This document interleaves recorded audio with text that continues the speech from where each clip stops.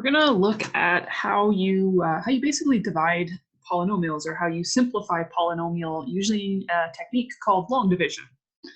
So what I've got here is this expression. So it's a polynomial divided by another polynomial. We could call this a rational function if we wanted to. But yeah, it's just a polynomial divided by another polynomial. And so what we're going to want to do is sort of break this apart. And the way that this works is really similar to integer division and integer long division. So for example, if I had 1,341 divided by 12, I would write this as 12 into 1341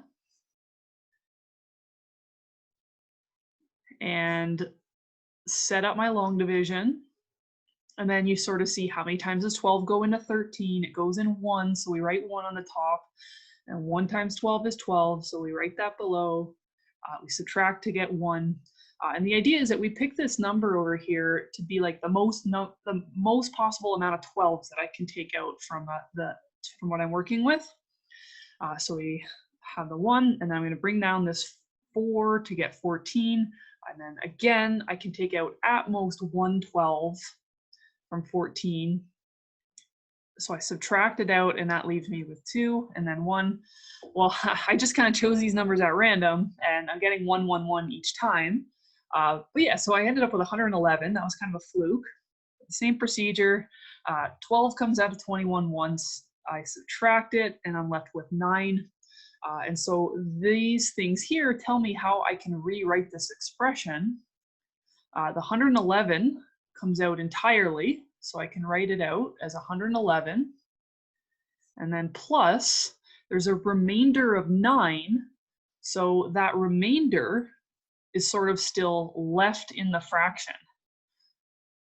So that remainder of 9 still has to be divided by 12.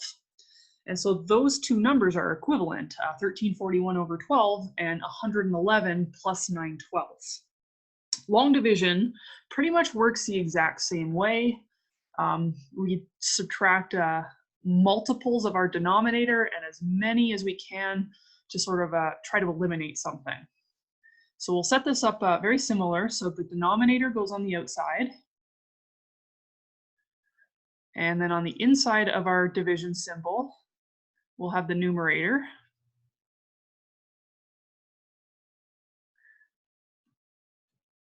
And so what we're going to try to do here is think of how many x minus 2's do I have to subtract. So my goal is a little bit different than like how many come out of the first two terms. I will still just be working with those first two terms, but it's no longer a numeric quantity. What we're trying to do is actually trying to cancel this first term x cubed. So the question is, what do I multiply x minus 2 by to cancel the x cubed? And so really to get that cancellation, we're more interested than anything else in that first term. We want it to be a really simple expression. So essentially it's what do I have to multiply? Sorry, that little x there, I should write out multiply since or at least a short form. What do I have to multiply that x by to cancel or to match the x cubed? Well, I need 2 more x's. So that's what I'm going to write up here. I need those 2 more x's because when I multiply this, a little more space, the x squared times the x minus 2, if I distribute that through, what I'll get is that x cubed, which matches, and then the minus 2x squared. And then just like with what's going on over here, so we have the 12 and then we subtract because we've sort of already accounted for it with that 1 up there. It's going to be the same deal here. So that expression on the bottom, the x cubed minus 2x squared, is now accounted for here with the x squared. So we want to remove it from the equation by subtracting. So I'm going to subtract. You have to be really careful of your signs when you do this subtraction. So the whole point of choosing this first term to be x cubed is so that those things equal 0. We want to eliminate that first term, and that's done. Now be very careful with subtracting this negative 2x squared from negative 3x squared. You have to mind your signs. We should get negative x squared. And then same idea, we're going to bring the next term down and do plus 4x. And then we just start over again. Same thing. What do I need to match that minus x squared for the first term? And so what we're going to choose, x times what gives me negative x squared? It's got to be negative x. And so it'll be the same deal. Now I'll have negative x times my x minus 2 is going to go in here. And so that should give me negative x squared, and then plus 2x. And same idea, we subtract again, just like with the integer long division. The negative x squareds are going to cancel, and that should just leave me with 2x. And I'll do another line. I'm going to bring down the plus 1. And same thing. What do I have to multiply the x in the x minus 2 by to cancel out with that 2x? And it's going to be 2. So 2 times x minus 2 equals, and then I'll just write that 2 on the top where I need it. So I get 2x minus 4, and we would subtract. I will get, again, cancellation of the 2 x's. And so when I subtract, that's 1 minus negative 4, so that'll be plus 5. The most common mistake that you'll probably make with this is mucking up the signs, and that's fair. It's a little bit tedious. But yeah, so we're going to get this expression here. So we're going to follow the pattern of how we put the number together. So basically, same deal. The thing on the top comes out entirely. So x squared minus x plus 2. And the thing on the bottom is your remainder, so it has to stay inside the fraction. And so we'll have plus 5 over, and we still have that x minus 2 on the bottom.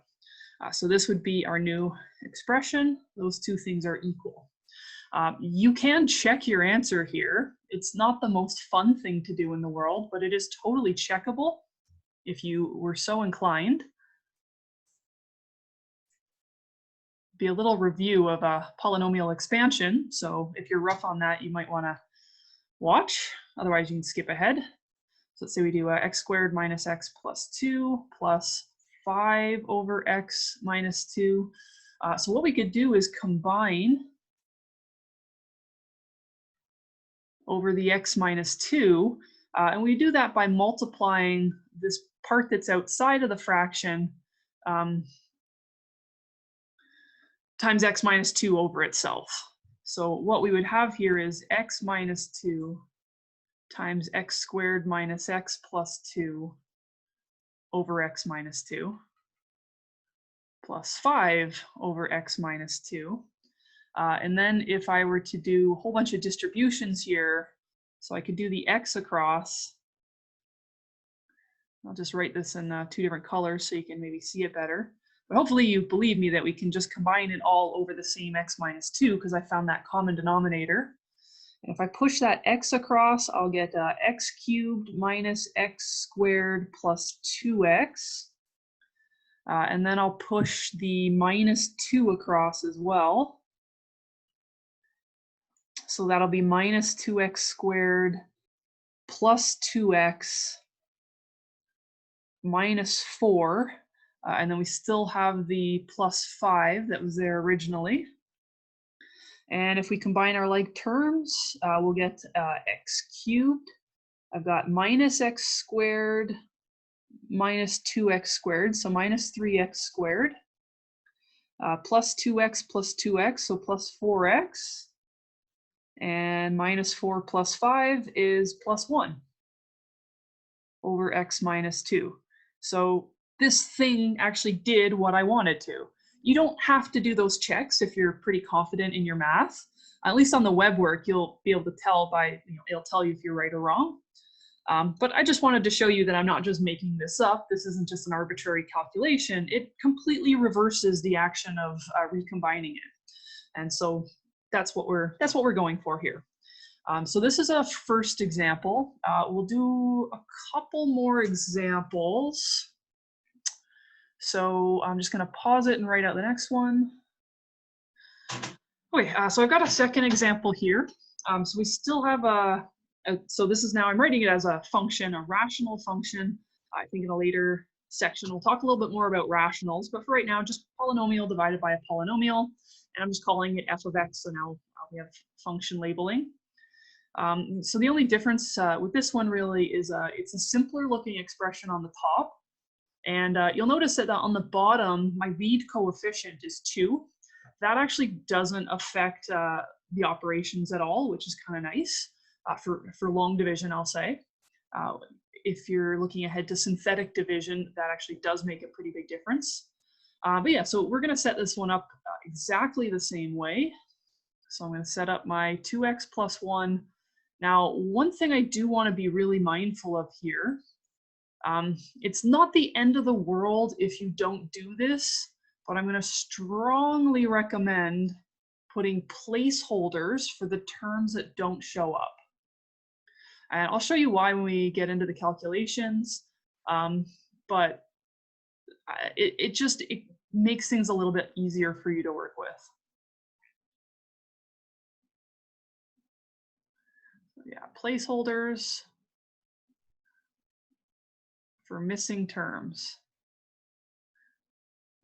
I mean, it's kind of like, if you think about it, the way we would write 1,000, let's say 8,001. Right? If you look at the way that we write that, you write 8001, we have 1 1, 0 10s, 0 hundreds, and 8 thousands. We use placeholders for the things that aren't there. So we don't really need it in the polynomial notation because we have the powers of x to kind of tell you where things go, but it's going to line things up really nicely for you when we do this division. All right, so same as before, we're going to try and find the multiple of 2x that is going to match 8x cubed. So we need 2 times 4 to get the 8. And we need another x squared so that the x and the x squared will give us x cubed. And so, yeah, if I write this out, 4x squared times 2x plus 1. So that will give us, yeah, if we distribute that, 8x cubed. I need that for my cancellation. And then I'll have 4x squared when I push that one across. And so same thing as before. We're going to subtract the 8x cubes to get 0. And then this is where it's nice to have that placeholder because it's going to line up all my like terms for me. So 0x squared minus 4x squared is going to be negative 4x squared. And as always, bring down the next term. But I mean, it's a 0x, so if you want to write it, or if you want to not write it, doesn't really matter. Same thing. What do I multiply 2x by to get negative 4x squared? It will be negative 2x. So I'm not going to write this one out. I'm just going to multiply it. Yeah, so negative 2x by 2x is negative 4x squared. And then the negative 2x by 1 will be minus 2x. And we subtract 0 minus negative 2 is plus 2x. And then bring down the next term, the plus 1. And then you should be able to see we can get this to fully cancel.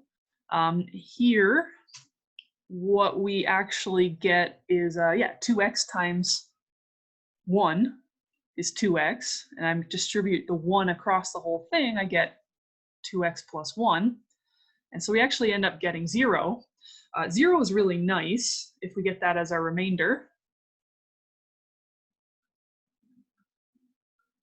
What that means is that 2x plus 1 actually evenly divides out of the top. And we can see that if we try to write this thing out. So f of x is, it started with 8x cubed plus 1, and then over 2x plus 1. And then when we actually divided it, we got 4x squared minus 2x plus 1, and then plus the remainder over 2x plus 1. But we don't really need to write that last part. So we can write minus 2x plus 1. And that's actually it. It essentially says for us that it evenly comes out of it. You probably do want to make a small note that this doesn't work when x is, basically when x is negative a half, because I can plug a negative a half into here, no problem, and get some numeric value, but I can't plug negative a half into here, into that denominator, because I get something over 0, which is undefined, and we don't like that. So they're technically not quite the same function, but I wouldn't worry about that so much right now. Usually when we find something that we want to factor out like this that gives us a 0 remainder, it's for a very clean reason, and we don't have to really think of this too much. Okay, so I'm going to do one more example. So I've got kind of an ugly one written out here. What we've got is a 4th degree polynomial on the top, and then a 2nd degree polynomial on the bottom. And yeah, we want to divide this. Really, having a 2nd degree polynomial on the bottom doesn't change the way that we do things with long division. A really nice thing about long division is that it universally works. I'll show you a shortcut called synthetic division in the next section. It works some of the time, but when it works, it's super fast. Long division is slower, but works all of the time. So you got, pick your battles. Yeah, so we're going to set this one up. X squared minus 1 into 3x4. I'm going to leave a little gap for my x cubed minus x squared plus 4x minus 2. And yeah, so same thing as always. What I'm going to do is find the thing that I multiply x squared by to get 3x4. Well, I need a 3, and I need 2 x's. It doesn't really matter where you write it across the top. My natural instinct was to write it in the 2nd slot, because usually that's where you end up writing it. It actually doesn't matter. You could randomly write them on the top as long as you write them all. I'm just going to put it over the x squared for the sake of having all the x squareds line up. But yeah, so I need 3x squared times this thing to cancel with my 3x4. And then now just be mindful that when I push the 3x squared across the minus 1, I'm still into the x squareds, right? There's no cube term showing up at all. So what I'll get is minus 3x squared. Subtract. I don't get an x4, they cancel. I don't have any x cubes. And then -1 minus -3 is plus 2x squared. And so because I'm in a 2nd degree polynomial, generally these things have 3 terms, an x to the 2, an x to the 1, and an x to the 0, or a constant. So what we're going to want to do, and like if you look at what's going on here, it deals with 3 terms. So I'm going to want to make sure I do bring down enough terms so that I have 3. So enough terms that I can do the subtraction. If you forget to bring down enough, you'll see it in the next step as soon as you put the number in to do your subtraction. So don't worry too much about not catching that right away. You'll notice it eventually. Yeah, so next I need to match up with that 2x squared. So really all I need now is a 2. So I'll put the 2, and then I'll get 2x squared, and then minus 2. I'll subtract. All I should be left with is 4x. Yeah, so you'll see here that once you do the 2 times the x squared minus 1, you'll have that 2 written. And hopefully you'll realize then, if you hadn't already, that you need to bring down that 2 so that you can do your operation. But yeah, so we just end up with 4x as our remainder. And so what we should get for this one is f of x equals, we get 3x squared plus 2 coming out cleanly. And then 4x is the remainder, so it has to stay inside the fraction.